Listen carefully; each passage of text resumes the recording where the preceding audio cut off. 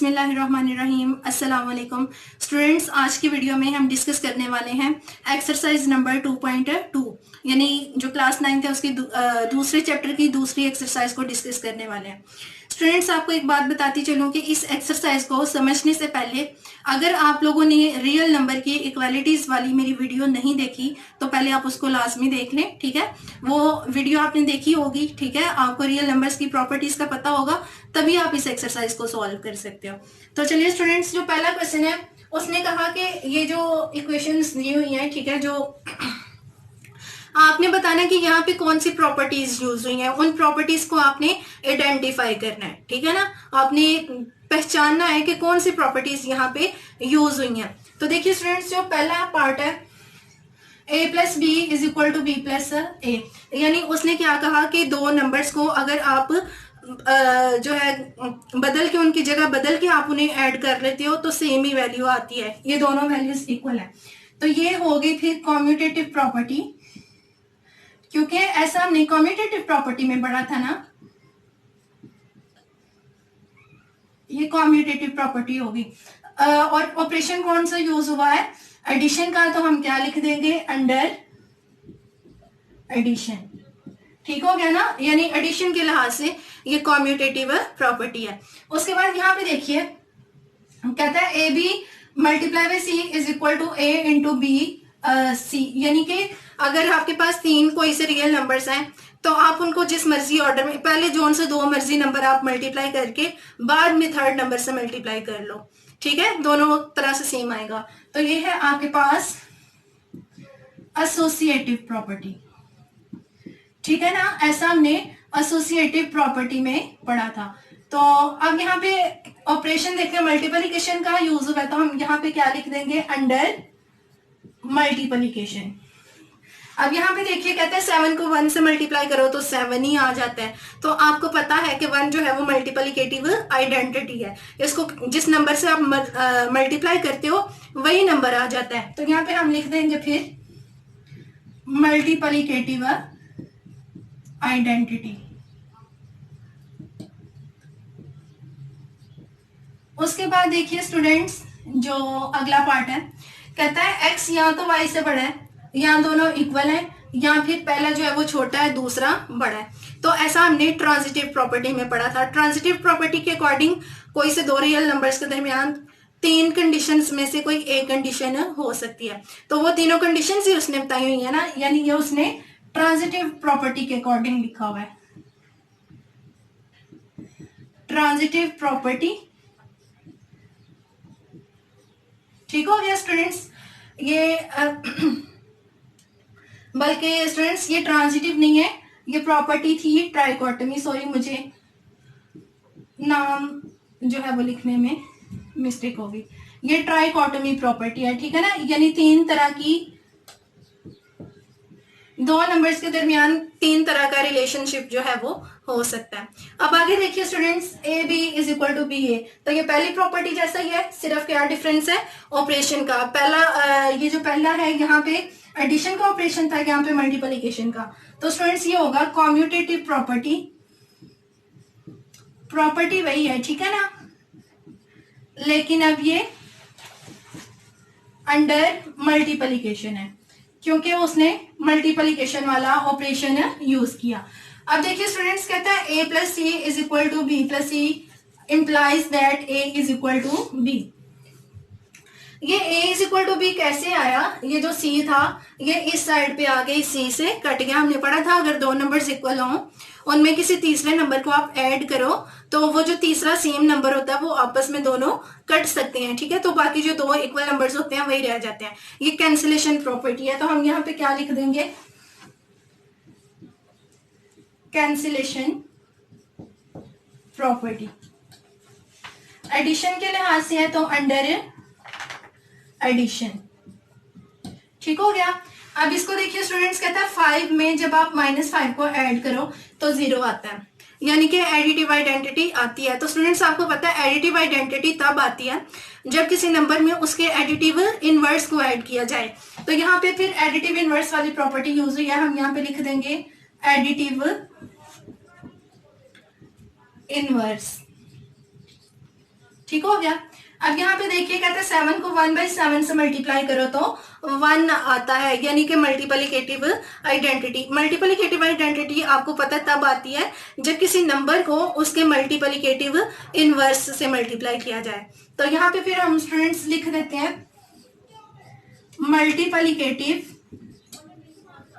Multiplicative inverse.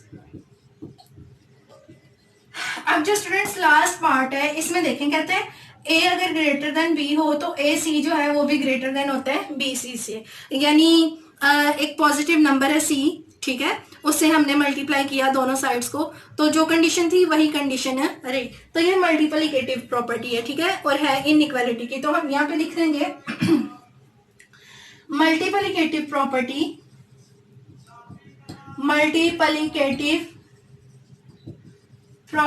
Of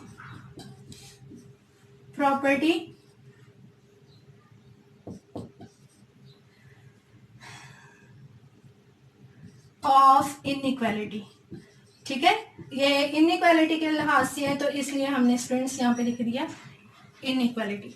तो इस तरह से स्टूडेंट्स आपने पता चलाना है कि कौन कौन सी प्रॉपर्टी जो है वो यूज हुई है। अब हम अगला क्वेश्चन जो है उसको सॉल्व करते हैं, वो भी इससे मिलता जुलता ही है।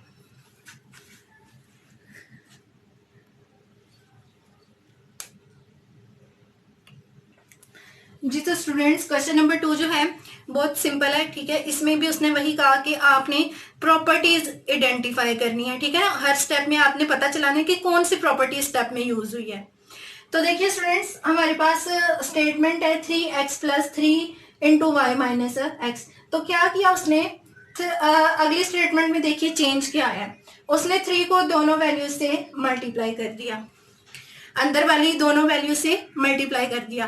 तो ऐसा हम करते हैं डिस्ट्रीब्यूटिव प्रॉपर्टी में। आपको पता है कि डिस्ट्रीब्यूटिव प्रॉपर्टी का यही मतलब होता है कि जो ब्रैकेट के बाहर वैल्यू है उसको अंदर वाली सारी वैल्यू से मल्टीप्लाई कर दें। तो यहाँ पे फिर हम क्या लिख देंगे स्टूडेंट्स, इस स्टेप में यूज हुई है डिस्ट्रीब्यूटिव प्रॉपर्टी ओवर सब्ट्रैक्शन, ठीक है ना, ये देखें अंदर ऑपरेशन सब्ट्रैक्शन का है ना, तो यहाँ पे हम क्या लिख देंगे, ओवर सब्ट्रैक्शन। अब देखिए स्टूडेंट्स इस पार्ट में उसने क्या चेंज किया, ये -3x को उठा के यहाँ पे लिख लिया, 3y को उठा के यहाँ पे लिख लिया, यानी जगह जो है वो तब्दील कर ली। तो आपको पता है जगह तब्दील करने को हम कम्यूटेटिव प्रॉपर्टी का नाम देते हैं, ठीक है। तो यहाँ पे हम लिख देंगे कम्यूटेटिव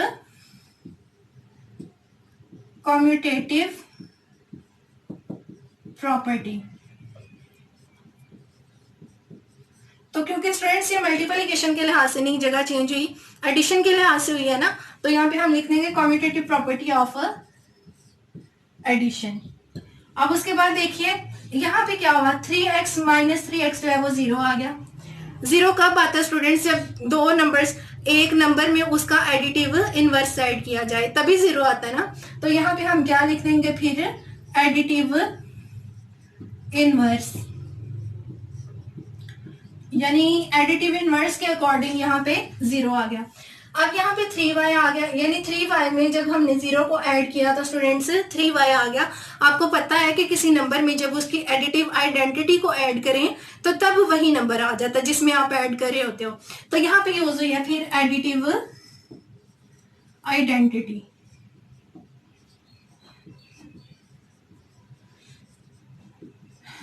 जी तो स्टूडेंट्स ये था क्वेश्चन नंबर 2। अब हम करते हैं क्वेश्चन नंबर 3।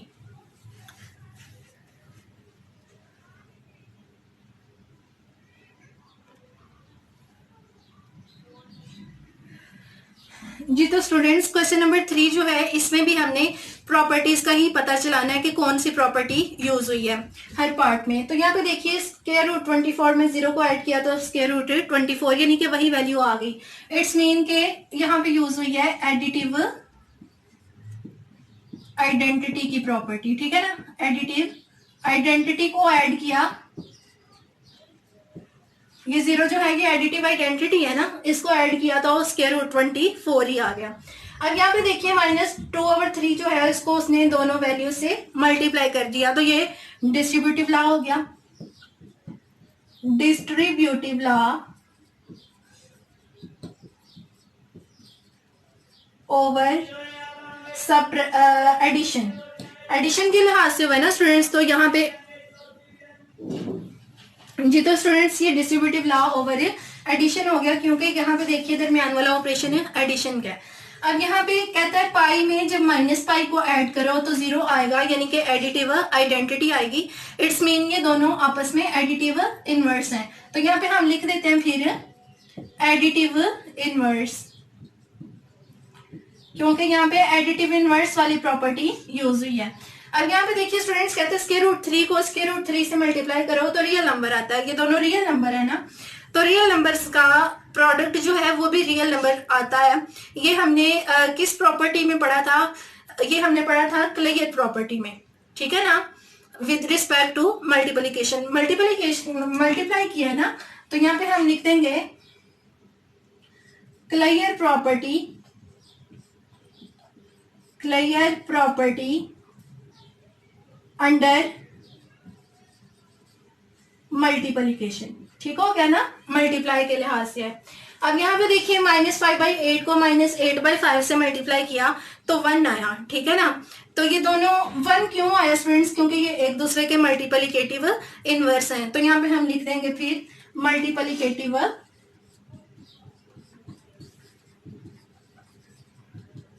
इनवर्स जी। तो ये थी स्टूडेंट्स एक्सरसाइज नंबर 2.2, ठीक है। 3 क्वेश्चन थे, तीनों क्वेश्चन एक ही जैसे, यानी कि आपने हर क्वेश्चन में प्रॉपर्टीज को आपने आइडेंटिफाई करना था। तो प्रॉपर्टीज को आइडेंटिफाई करने के लिए आपको प्रॉपर्टीज का पता होना जरूरी है, ठीक है ना। यानी प्रॉपर्टीज जो है सारी पहले उन्हें सीखें, फिर आप इस एक्सरसाइज को सॉल्व कर सकते हो।